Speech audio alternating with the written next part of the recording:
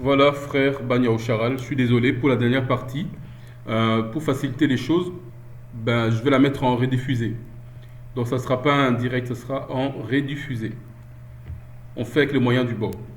Donc je lisais Nombre 4, le verset 49. Je reprends. On les dénombra selon le commandement que Yahou en avait fait par le moyen de Macha, chacun selon ce en quoi il avait à servir et ce qu'il avait à porter. La charge de chacun fut telle que Yahou l'avait commandé à Macha. Et donc, même au sein des Lévites, là oui, tout le monde ne faisait pas la même chose. Chacun avait une chose précise à faire. Chacun avait une tâche particulière. C'est ça l'ordre. Chacun jouait son rôle. C'est ça l'ordre de Yahou. Il n'y avait pas d'improvisation.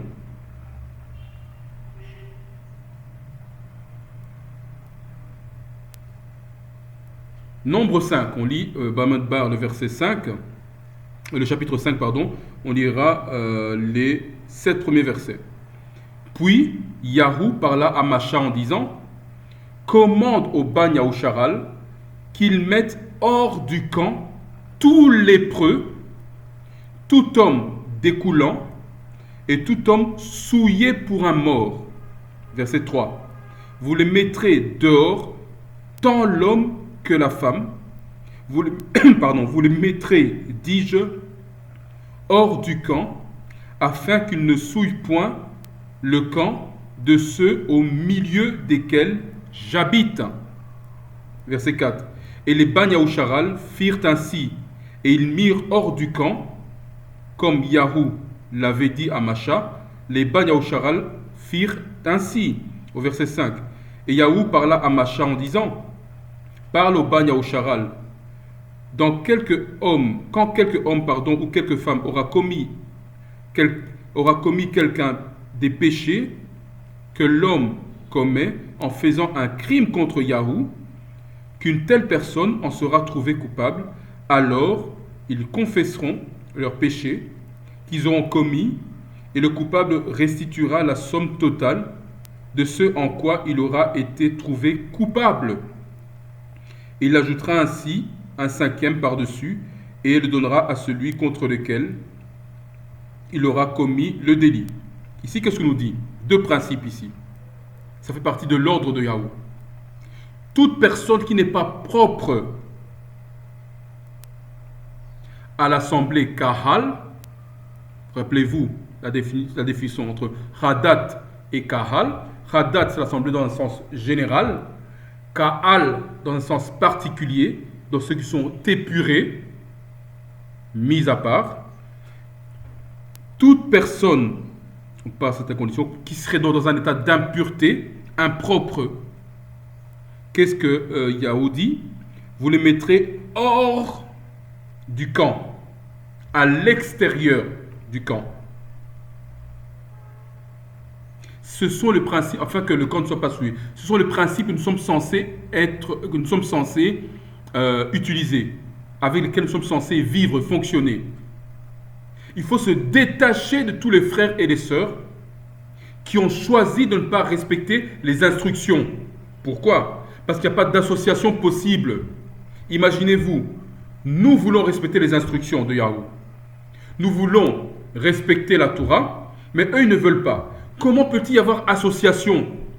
Puisque la finalité de toute chose, c'est le respect de la Torah, justement. C'est pour ça que j'avais dit à la sœur, fais attention. Les personnes avec qui tu veux t'exiler à la campagne, est-ce qu'ils respectent la Torah, oui ou non?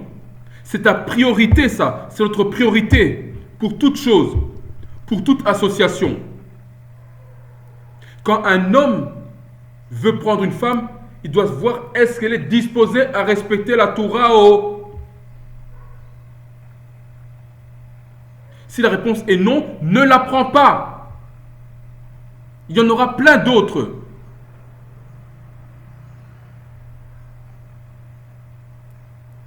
Mon frère, ma soeur,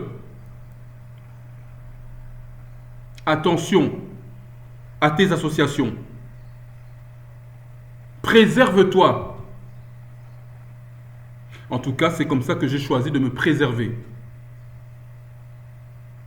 Hors de moi, loin de moi, tous ceux qui ont refusé de respecter la Torah, tous ceux qui ont choisi la religion, la rébellion, la prostitution, l'idolâtrie, loin de moi.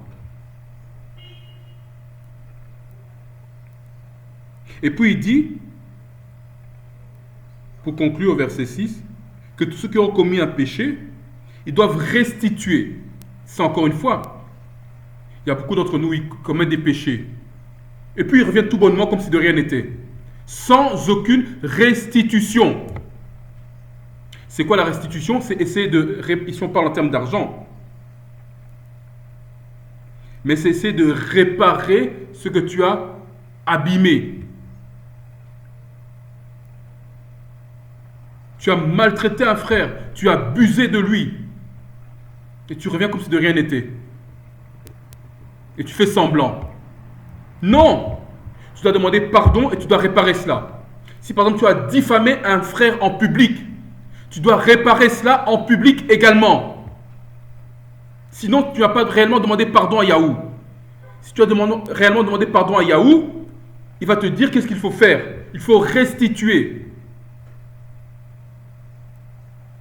Si tu as menti, tu dois démentir ou bien réparer ton mensonge en disant ouvertement la vérité. C'est ça, restituer. Ça fait partie de l'ordre de Yahou. Et beaucoup d'entre nous évitent cette étape-là, par orgueil bien entendu. Ce n'est pas un réel pardon, ça. Ce ne sont pas des réelles excuses. Nous, quand nous revenons à Yahou, comment savons-nous que Yahou nous a pardonné? Parce qu'on dit, ah mais Yahou pardonne-moi, et c'est bon. Non.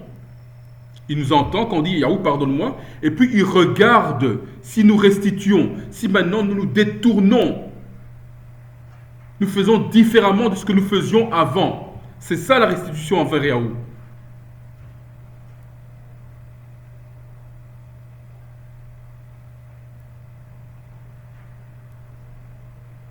Donc, on a parlé de l'ordre, l'organisation,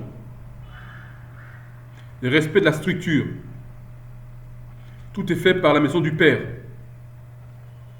On a parlé des âges, 20 ans, 30 ans, 25 ans. On parle de se distancier, se dissocier de ceux qui ne respectent pas les Écritures. On parle également, en cas de faute, de restituer, de réparer. C'est comme ça que la maison Yahoucharal est organisée. Et tout le reste, ça n'a absolument rien à voir avec Yahoucharal. C'est de la religion et de la philosophie.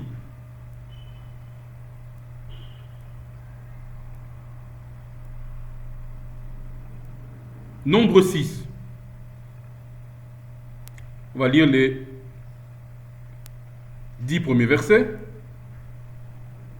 Yahou parla aussi à Macha en disant: parle au Ban Yahoucharal et leur dit: quand un homme ou une femme aura fait le vœu de Nazarien, et de Naziréen, pour se faire Nazarien à Yahou, donc un homme ou une femme peut le faire, il s'abstiendra de vin et de cervoise, il ne boira d'aucun vinaigre fait de vin ou de cervoise, ni d'aucune liqueur de raisin.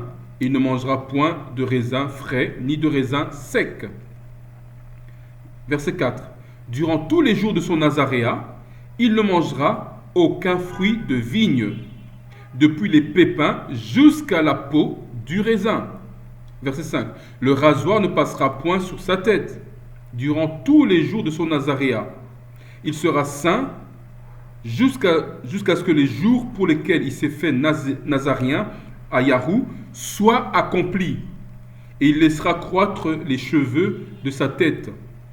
Durant tous les jours pour lesquels il s'est fait nazarien à Yahou, il ne s'approchera d'aucune personne morte, Verset 7, il ne se souillera point pour son père, ni pour sa mère, ni pour son frère, ni pour sa sœur, quand ils seront morts, car le Nazaréat de son Aléim est sur sa tête. Verset 8. Durant tous les jours de son Nazaréat, il est saint à Yahou, Kadush le Yahou. Verset 9. Que si quelqu'un vient à mourir subitement auprès de lui, la tête de son Nazaréat sera souillée, et il rasera sa tête, et au jour de sa purification, il rasera le 7e jour. Au verset 10.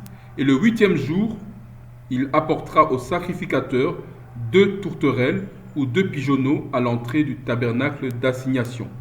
Ici, c'est une petite parenthèse, ceux qui ont fait des vœux d'une sorte ou d'une autre à Yahou sont censés les respecter.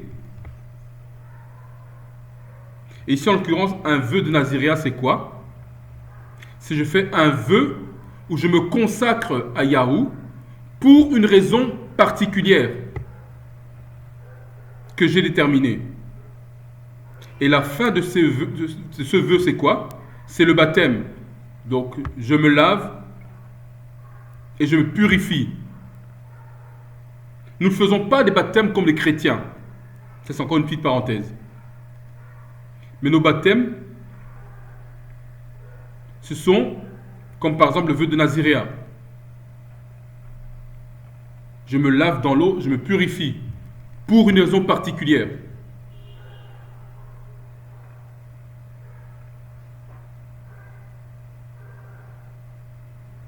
L'ordre de Yahou, c'est quoi? C'est un vœu que j'ai fait, je dois le réaliser. Mais parmi nous, on a des gens qui font plein de vœux, mais ils se sentent libres de ne pas le réaliser. Ah non, ils vont comprendre. Tout simplement. Ici, je ne parle pas forcément du vœu de Naziréa, je parle du vœu en général. Ah non, ils vont comprendre. Puis ils font semblant que non, ce n'était pas un vrai vœu. Il faut semblant que ce n'était pas ça. On essaie de contourner. Yahou c'est. Vous avez peut-être à tromper certains hommes, et quoi que encore, mais en réalité, Yahou, lui, il sait. Il le sait. Il le sait même très bien. C'est le désordre, faire de vœux et ne pas les réaliser. Aussi bien pour un homme, on a vu, que pour une femme. C'est une abomination. Vaut mieux ne pas faire de vœux.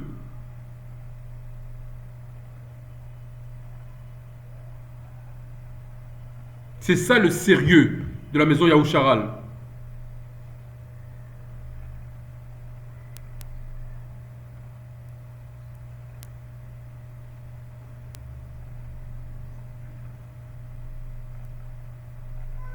Nombre 8.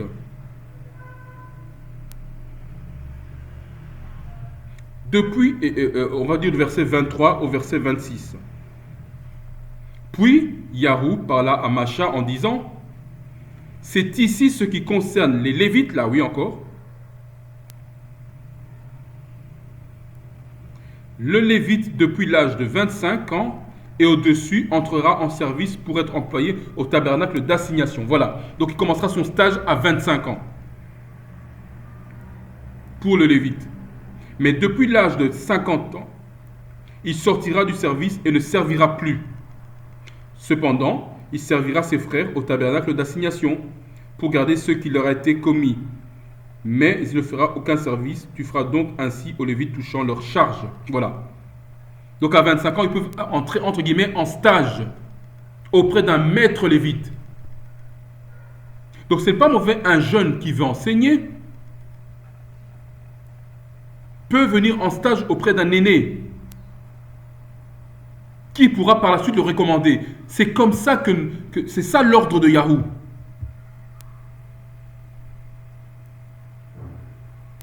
C'est comme ça l'ordre de Yahou. On connaît les personnes, les choses sont claires, les choses sont ouvertes. Les gens n'apparaissent pas comme ça d'un coup. on les connaît, on les a éprouvés, on les connaît, c'est normal.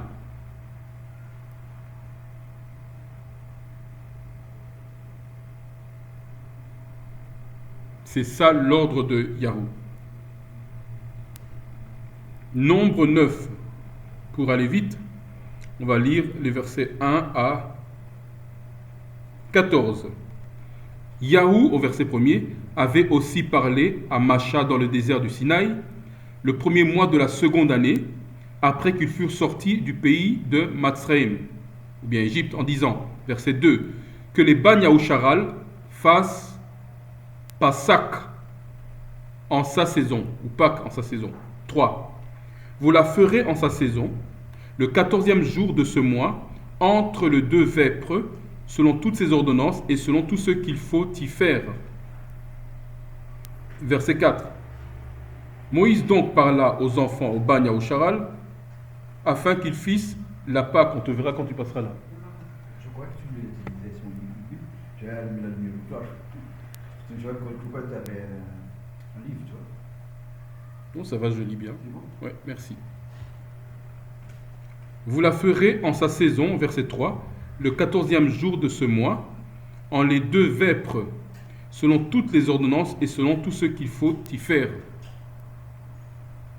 Macha donc, au verset 4, parla au Bani Yahucharal, afin qu'ils fissent la Pâque. Au verset 5. Et ils firent la Pâque au premier mois, le 14e jour du mois, entre les deux vêpres, au désert du Sinaï, selon tout ce que Yahou avait commandé à Macha, et les Bani Yahucharal le firent ainsi. Au verset 6. Or il y en eut quelques-uns qui, étant souillés pour un mort, ne purent point faire Pâque ce jour-là. Et ils se présentèrent en ce même jour devant Macha et devant Aaron. Et ces hommes-là leur dirent, nous sommes souillés pour un mort, nous nous sommes souillés pour un mort, pourquoi serions-nous privés d'offrir l'offrande à Yahou en sa saison parmi les enfants le Bani Yahucharal? Et Macha leur dit, arrêtez-vous et j'entendrai ce que Yahou commandera sur votre sujet. Verset 9. Alors Yahou parla à Macha en disant, parle au Bani Yahucharal et leur dit, quand quelqu'un d'entre vous ou de votre postérité sera souillé pour un mort ou qu'il sera en voyage dans un lieu éloigné, il fera cependant la Pâque ou Pâque la Yahou, la Pâque à l'Éternel.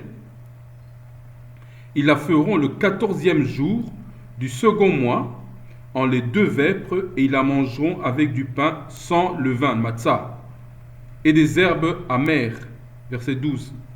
Ils n'en laisseront rien jusqu'au matin et n'en casseront point les os et ils la feront selon toute l'ordonnance de Pâques.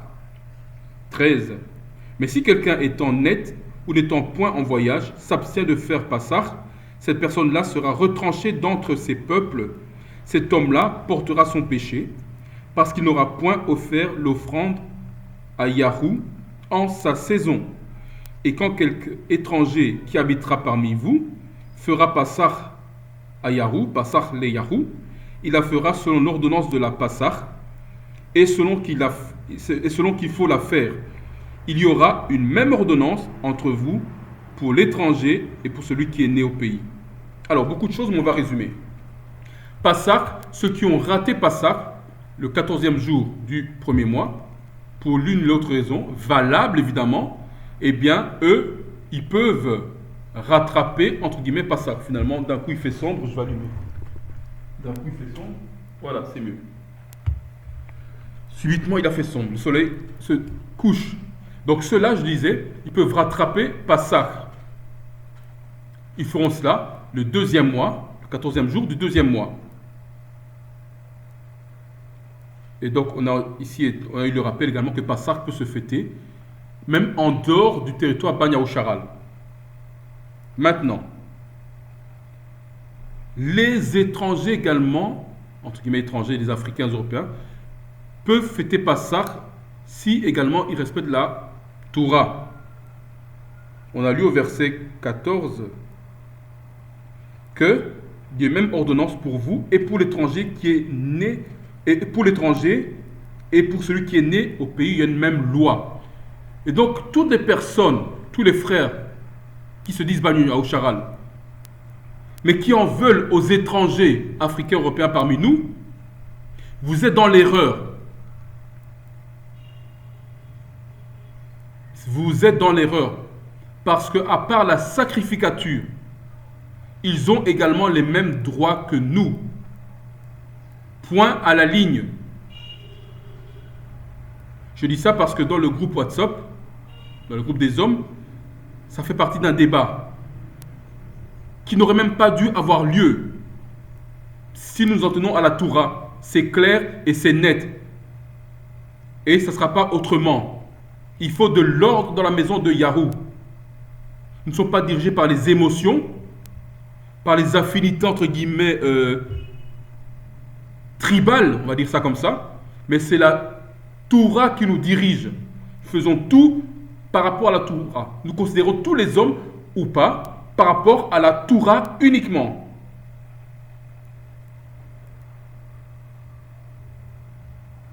Et donc dans la maison de Yahou, le respect des fêtes, c'est aussi très important. Ça fait partie de l'ordre. Le respect du calendrier de Yahou fait également partie de l'ordre.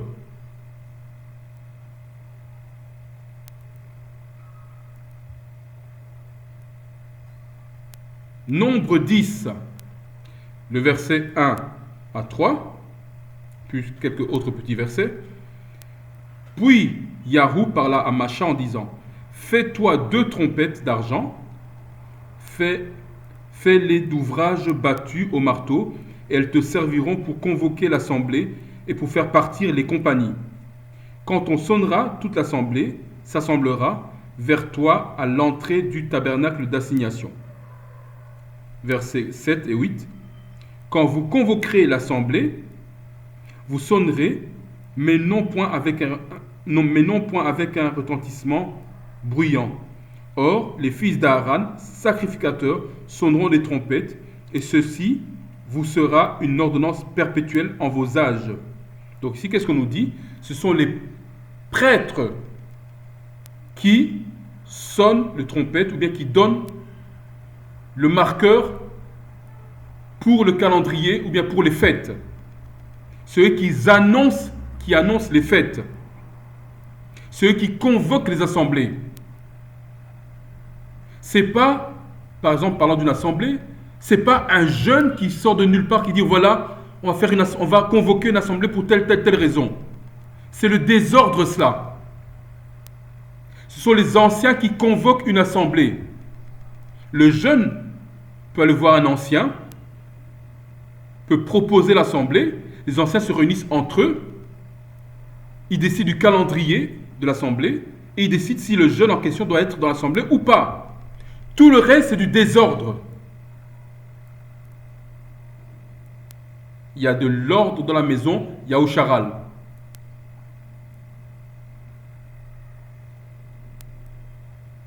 Verset 10. Aussi dans vos jours de joie, dans vos fêtes solennelles et au commencement de vos mois, vous sonnerez des trompettes sur vos holocaustes et sur vos sacrifices de prospérité. Elles vous serviront de mémorial devant Yahou, votre Aléhim. Ou bien devant Yahou, ou bien devant Aléhim, je suis Yahou, votre Aléhim. Donc c'est dans le même état d'esprit, ce sont les responsables qui sonnent les fêtes, qui déterminent les grands moments de la maison Yahucharal. Par exemple, dans une maison, c'est le père qui détermine les grands moments de la maison. Ce n'est pas la maman qui le fait. C'est le père qui est responsable qui le fait. Je dis ça pour toutes nos sœurs qui aiment diriger, qui veulent diriger leur mari. Homme frère, ne te laisse jamais diriger ou bien impressionner par une femme. C'est une abomination. Femme sœur, cesse avec les pensées du monde, avec la religion. Tu n'as pas autorité sur ton mari. Humilie-toi. Nombre 11. On va lire le premier verset. Après, il arriva que le peuple se plaignit de la fatigue.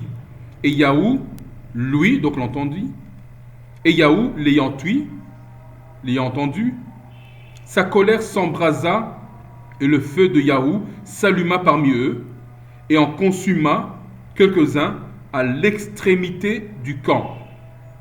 Donc ici, qu'est-ce qui arrive? Encore une fois, les gens dans le Hadat, dans la majorité, se plaignaient de la fatigue, toujours dans les plaintes. On a comme ça parmi Bani Aoucharal, beaucoup qui sont des professionnels de la plainte.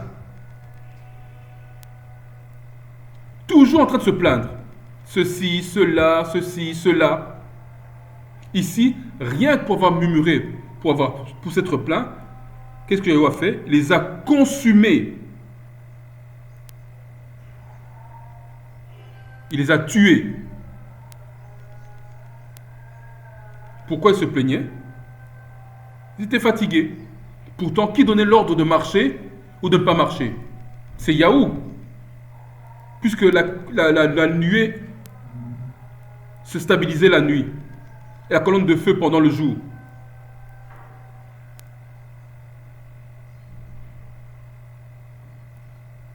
Donc c'est lui qui décidait s'il fallait avancer ou reculer.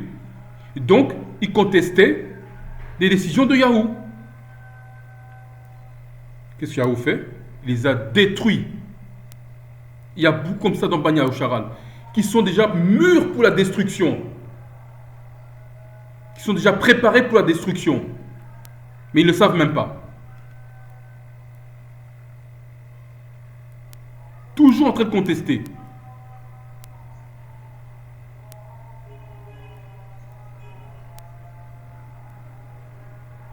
Nous allons terminer avec le chapitre 12. On va lire tout le verset.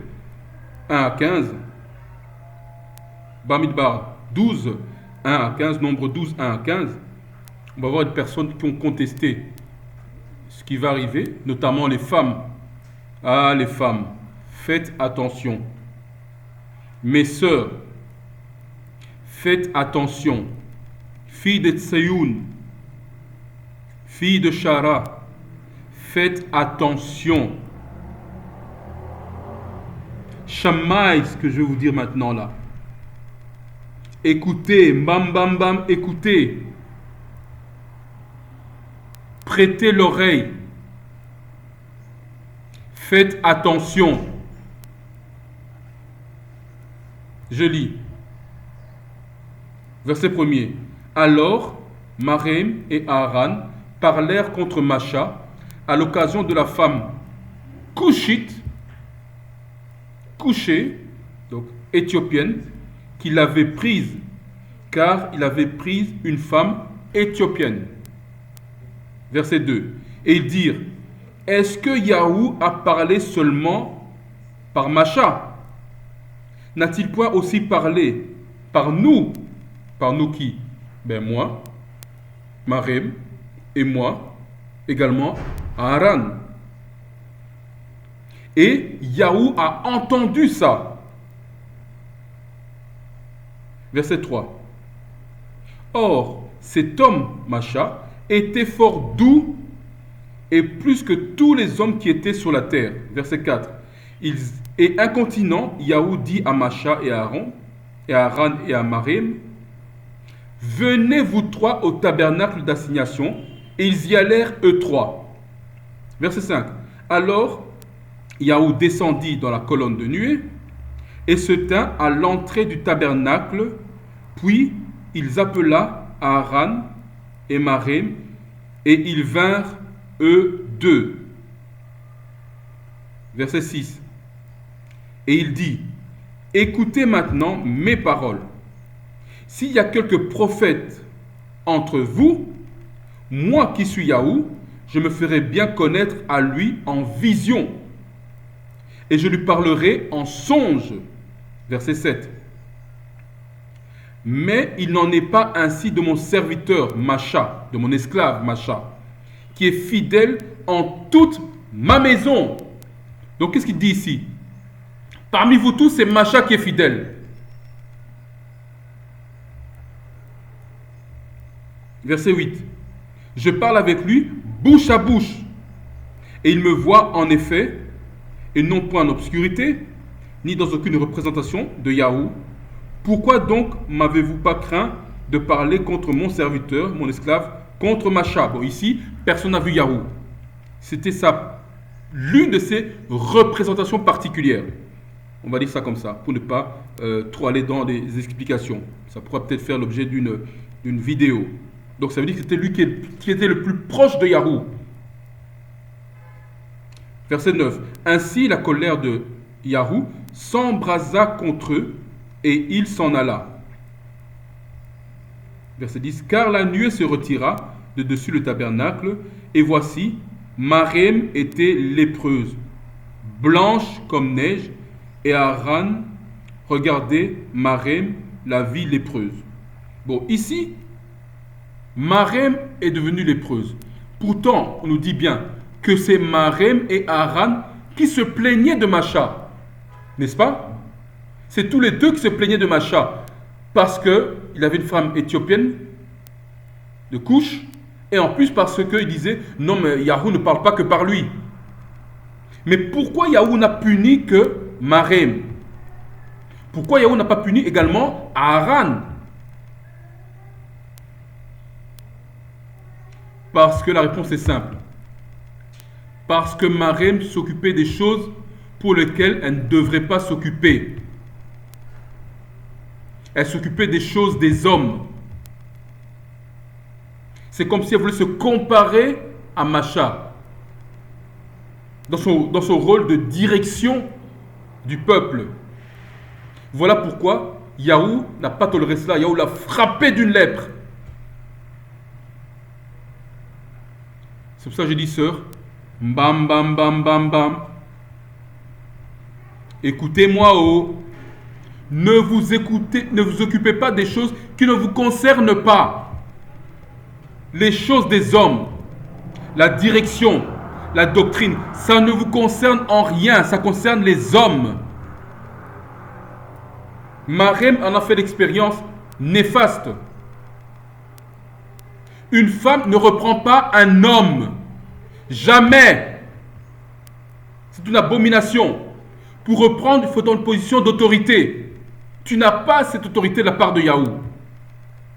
Une femme ne discute pas des décisions, des choses doctrinales avec un homme. Jamais. Tu n'as pas l'autorité pour le faire. Tu dois être enseigné par un homme et non pas le contraire. Un homme qui suit une femme, c'est un homme efféminé. Un homme qui se laisse enseigner par une femme, se laisse reprendre par une femme, il est efféminé. C'est une abomination. Une femme qui essaie d'aller dans les questions doctrinales avec un homme ou à le reprendre, elle est masculine. C'est une abomination. C'est le désordre. C'est le renversement des rôles. C'est pour ça que Marem a été frappée de lèpre. Donc mes sœurs, faites très attention. Je parle ici aux sœurs dans le groupe. Faites très attention à vous. Comment vous vous comportez par rapport aux hommes dans le groupe mixte? Celles qui sont mariées. Comment vous vous comportez par rapport à votre mari? Faites très attention. Ce n'est pas de la blague. Maintenant, je ne dis pas que vous serez frappé de lèpre. Ce n'est pas ce que je suis en train de dire. Ce que je suis en train de dire, c'est que Yahou est contre cela. C'est le désordre. C'est la rébellion. C'est abominable. C'est l'équivalent de la divination. Verset 11. Alors Aaron dit à Macha, hélas, mon maître. Ah, maintenant il appelle mon maître subitement. Je te prie, ne mets point sur nous ce péché, car nous avons fait follement et nous avons péché. Il reconnaît qu'on a mal agi de parler contre toi. Verset 12. Je te prie qu'elle ne soit point comme un enfant mort, donc lépreuse, dont la moitié de la chair est déjà consumée quand il sort du ventre de sa mère. Verset 13. Alors Macha cria à Yahou en disant: Ô Alaïm fort, je te prie, guéris-la, je t'en prie. Verset 14. Et Yahou répondit à Macha: si son père lui avait craché en colère au visage, n'en serait-elle pas dans l'ignominie pendant 7 jours? Qu'elle demeure donc enfermée 7 jours hors du camp. Après, elle y sera reçue. Et là, ici même, elle a même été mise hors du camp. C'est normal parce qu'elle avait la lèpre, considérée comme étant impure. Voilà ce que ça a coûté. Ainsi, Marem fut enfermée hors du camp 7 jours, et le peuple ne partit point de là jusqu'à ce que Marem fût reçu dans le camp. Donc ça a coûté au peuple 7 jours ils sont restés au même endroit pendant 7 jours, jusqu'à ce qu'elle soit impure, jusqu'à ce qu'elle soit à nouveau pure. Donc mes sœurs, faites attention. Faites très attention. Ne vous préoccupez pas des choses des hommes. Restez à votre place, réalisez votre fonction. Vous avez tellement à faire. D'aider vos maris, d'aider vos pères, d'aider vos tuteurs, avec les enfants, avec les autres femmes plus jeunes. Il y a beaucoup à faire. Laissez les hommes faire leur travail. Faites votre travail.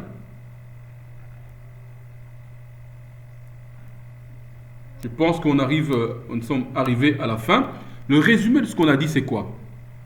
La maison Yahoucharal, c'est la maison de Yahou.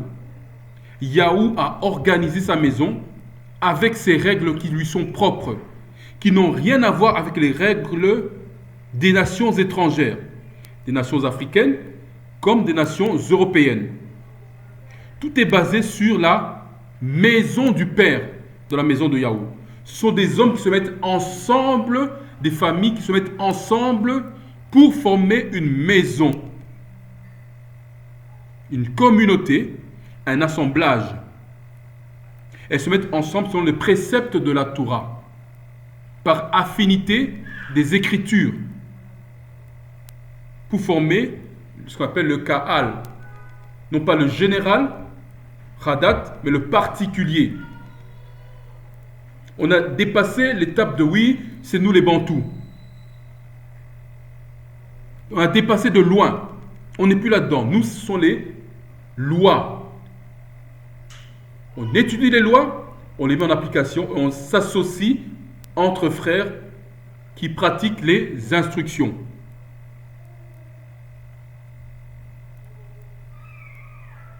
C'est ça le résumé. Les hommes sont à leur place, ils organisent leur maison, ils organisent leurs associations. Les femmes sont soumises à leur place, elles font exactement ce que leur mari leur demande de faire. Ou bien quand elles sont dans une organisation, elles font exactement ce que les hommes de l'organisation leur demandent de faire. Le programme est donné par le père, dans le cadre de la maison, dans le cadre d'une association entre plusieurs frères, par les responsables qui sont là pour coordonner les activités et pour faciliter les échanges entre les différents frères et sœurs. C'est ça l'ordre. Chacun a son rôle à jouer et chacun respecte son rôle. Ceux qui ont pris des vœux doivent les respecter.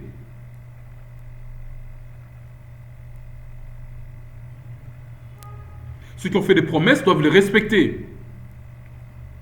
Ceux qui ont brisé leurs vœux, leurs promesses, doivent essayer de restituer.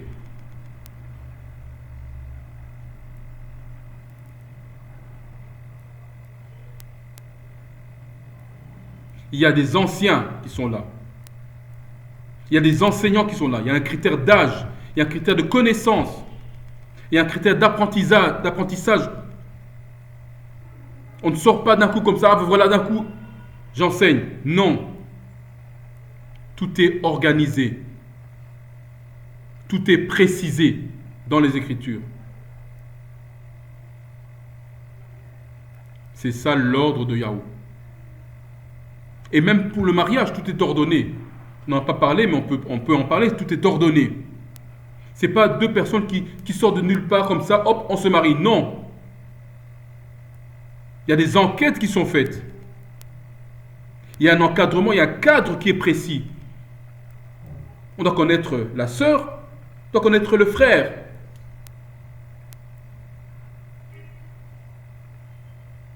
Ça n'existe pas deux jeunes hommes qui font les choses dans leur coin comme ça. Les familles sont impliquées, les responsables sont impliqués. Qu'on le veuille, qu'on ne le veuille pas, c'est comme ça. C'est ça l'ordre de Yahweh.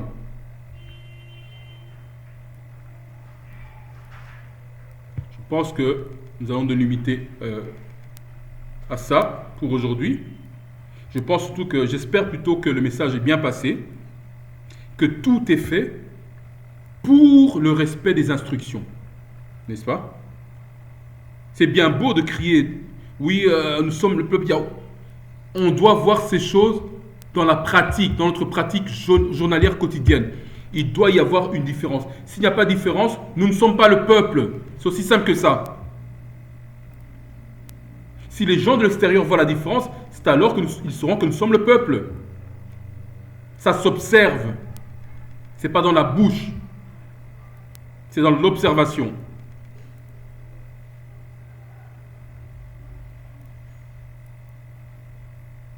Il faut la discipline de Yahweh. Il faut la rigueur de Yahweh. Il faut le sérieux de Yahweh. Il faut la perfection de Yahweh. Il faut l'équilibre de Yahweh. Je sais que c'était assez chahuté aujourd'hui parce que Internet ne nous a pas permis d'arriver au bout. Donc ce sera en 3 parties. Une partie de 30, une partie d'1 heure et demie, une partie de 40 minutes environ.